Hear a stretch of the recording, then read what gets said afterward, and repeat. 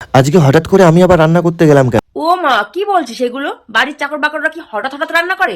সব সময় রান্না বান্না করতে হয় ওদেরকে। আর তোকে সুমি এত টাকা দিয়ে চাকর রেখেছে বসে বসেই খাওয়ার জন্য নাকি? চাকরামি করার জন্য, মানে রান্না করার জন্যই, তাই না? আজকে ছিল সুমি 16 সোমবার ব্রত রাখা শেষ সোমবারের ব্রত। কি কি কি বললি? 16 সোমবারের ব্রত নাকি? 16 সোমবারের ব্রত মানে কি জানিস? তা তুই জানবি কি করে? তুই তো ভেড়া। 16 সোমবারের ব্রত কারা করে জানিস? ভালো বর পাওয়ার জন্য 16 সোমবারের ব্রত করে। আরে পাগলা, তোর লাইনটা তো এবার কাটা যাবে রে। কারণ সুমি তো ভালো স্বামী পাওয়ার জন্য পুণ্যের কাজটা করছে।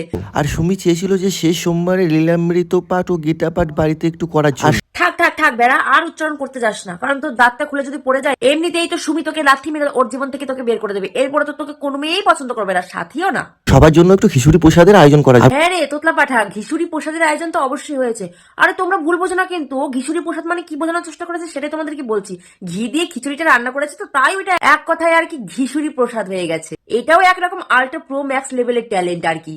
এটা একমাত্র এই ভেড়াটার মধ্যেই আছে। আমি সুমিকে বললাম সবার জন্য খিচুড়ি প্রসাদটা আমি রান্না করবো। ভাবা যায়, এর জন্যই পাঠাটাকে ভেড়া বলি। এমনি এমনি বলি। সুমি নিজে ভালো বর পাওয়ার জন্য এই 16 সোমবার ব্রত পালন করছে, আর এই ভেড়াটা নাকি এই সুমিকে ভালো বর পাওয়ার জন্য সাহায্য করছে।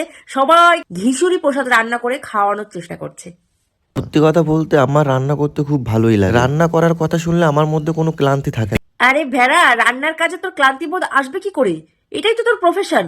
এটা করতে করতেই তো তুই এত দূর এসেছিস। তার সুমিও তো তোকে টাকা পয়সা দিয়ে এই জন্যই বাড়িতে চাকর রেখেছে, তাই না? আর প্রফেশনাল রাঁধুনিরা কখনো ক্লান্ত হয় না, জানিস তো এটা? বিশেষ করে খিচুড়ি প্রসাদ বা কোনো প্রসাদ বানাতে যে এতটাই ভালো লাগে বলে আর বোঝাতে পারবো না। তোমাদের কার কার খিচুড়ি প্রসাদ প্রিয় কমেন্টে জানিয়ে যেও। হ্যাঁ হ্যাঁ, একদম প্রফেশনাল রান্নার ঠাকুরের মতো কথা বলছি। প্রফেশনাল রান্নার ঠাকুর না হলে কি এরকম ঘিসুরি প্রসাদ কি রান্না করতে পারে কেউ বলতো?